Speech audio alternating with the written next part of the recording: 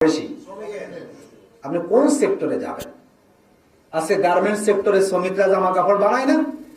খুঁজে দেখবেন যেই শ্রমিক কাপড়ের দোকানে চাকরি করে তার সন্তানের গায়ে কিন্তু কাপড় নাই।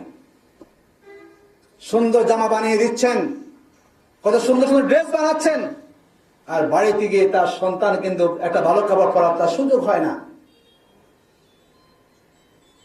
মনে করেন যারা কাগজের দোকানে চাকরি করেন, দেখা তার সন্তানের জন্য কাগজ কেনার টাকা থাকে না।